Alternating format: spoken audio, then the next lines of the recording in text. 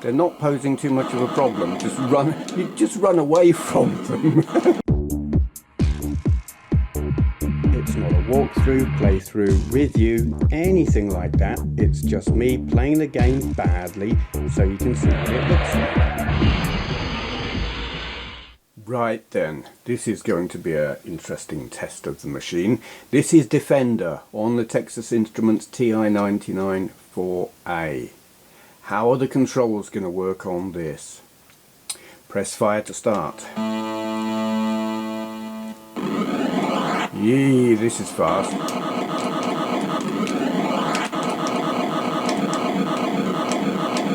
So what happens if I push the button on the other controller? Nothing. Spacebar. I think spacebar was the smart one. Oh god.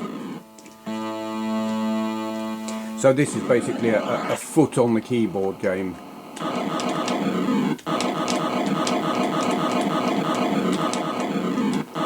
It's not. It's fast and it's loud, but it's not smooth, and that's a shame. God. Oh. It's quite jerky. Oh god. Love the noise. I mean, it's not exactly the noise that you expect, but it's... Oh, Jesus.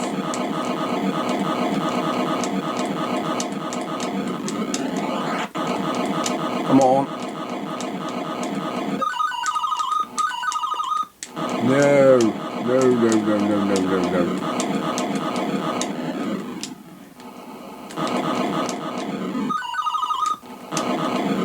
That's interesting. The swarmers are really quite slow.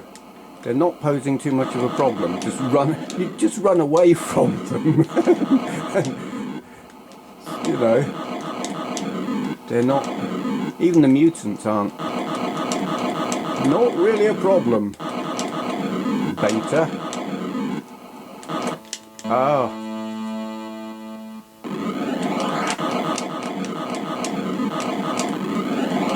I ain't gonna shoot back yet.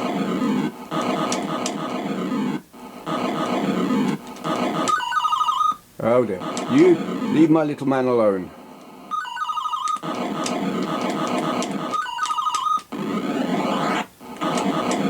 Come here. Yay.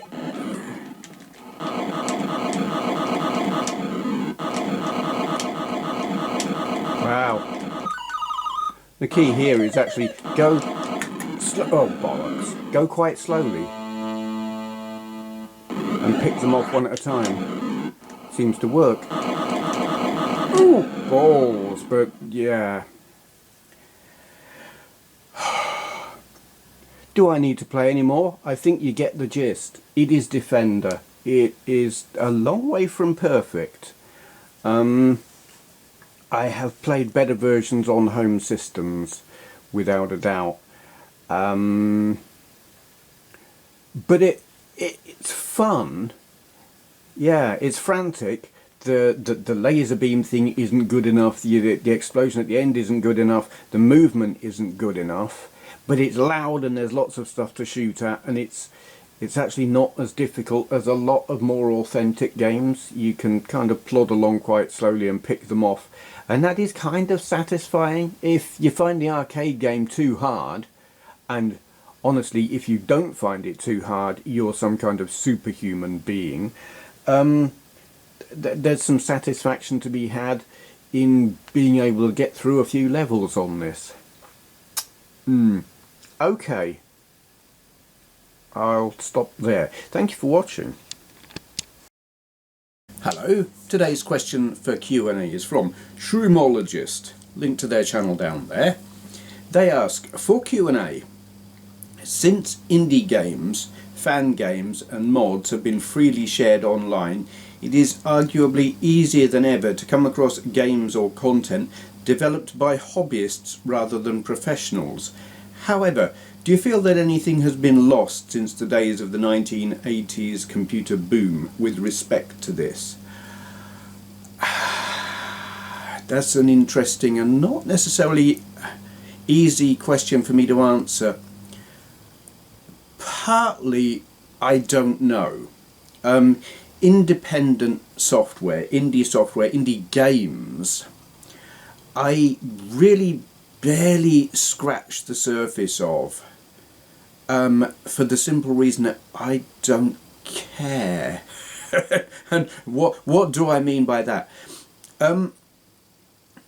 Old school bedroom coded games back in the 8-bit days on the Spectrum, or to a lesser degree the Electron, but the Spectrum mainly, and other stuff from that era. The bedroom coded stuff was sometimes shoddy, sometimes fantastic, but very often it was all you could get, and you made the most of it, and you enjoyed it or laughed at how bad it was.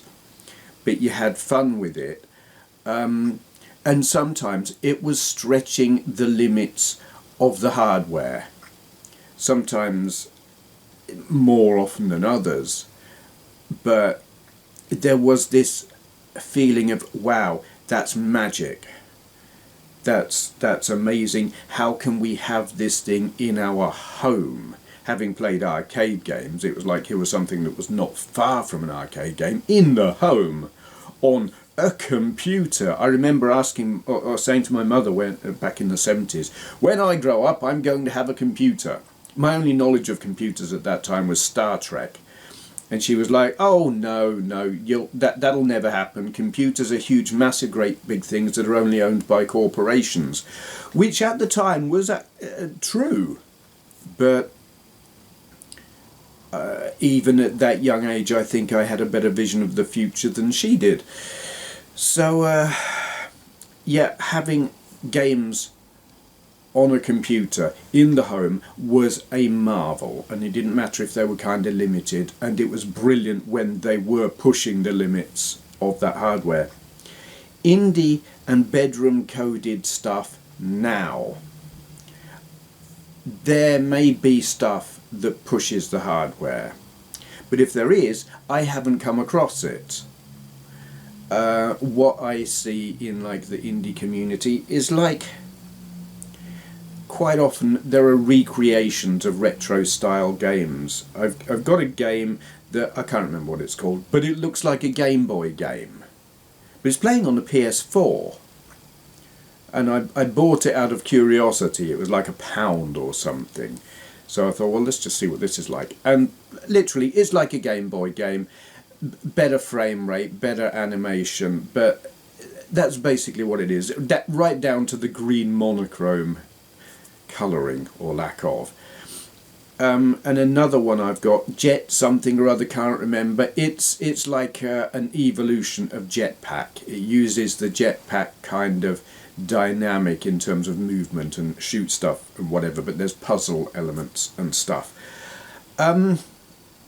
Well programmed, well designed, but I played it twice and I just don't care.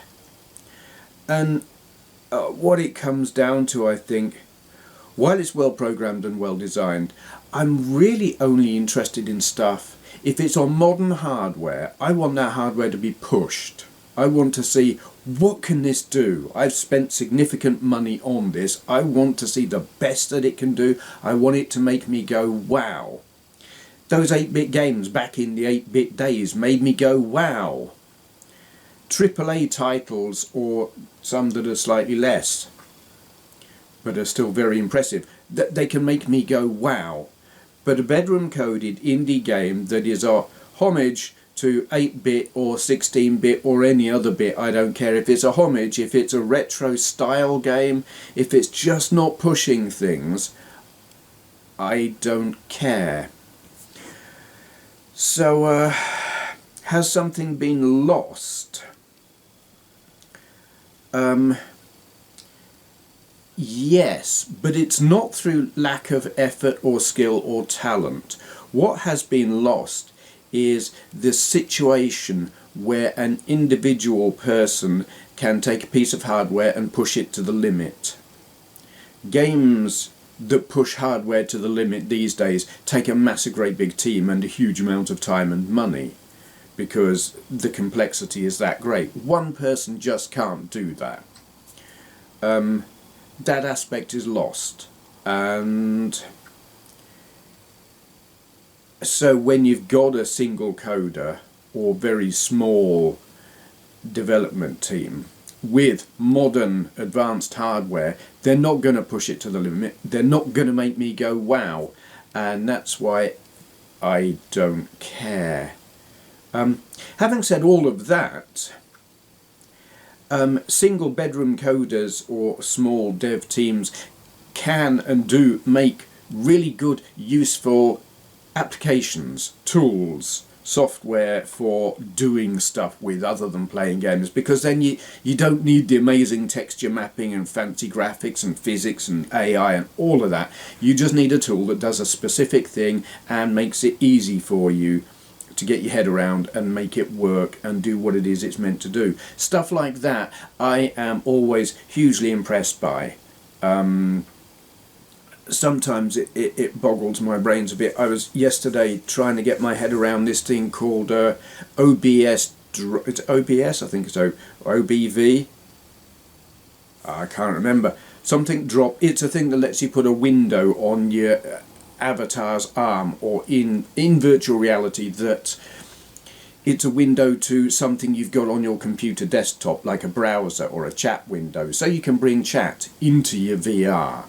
There are reasons why people like me would want to do that. One being streaming. I'm planning on streaming Oculus or Steam VR games to YouTube, and the reason I've not done that up until now is that while I could stream and you could watch me, I couldn't see what you were saying. There was no way, no interaction. There was no way of having a back and forth. Well, now I found a way of having a window in my world that lets me see what you lot are saying, and I will be putting that into effect soon. And that was done by an individual coder. There's a more advanced version of it which I'm working on now, so that I can type back, and that's done by a different, I think it's done by a team. Not sure, might just be one coder, but it's that kind of thing that independent bedroom coders or small teams, I'm like, yeah, this is cool, this is impressive, I like it, I appreciate those people putting in that time and effort, because it's not about going wow, it's about providing a tool for a specific purpose that is great. Yeah, so bedroom gaming coders, I just don't care. But bedroom developers of tools, love them. So much of what I have done over the years, for many years, has been done by small teams or individuals for free, very often. And they make brilliant stuff, and I love all that. It makes doing stuff with technology, online or off, fun. I love tinkering, and they give me things to tinker with. Yeah. Okay, I think that covers that. Anyone else who's got any questions they would like answering in a video like this, leave your question in the comments below and begin with 4 Q&A, so I know not to just answer in the comments. And thank you for watching. So, is he starting some kind of cookery show? It says something here about having pastry on. Pies? I like pies.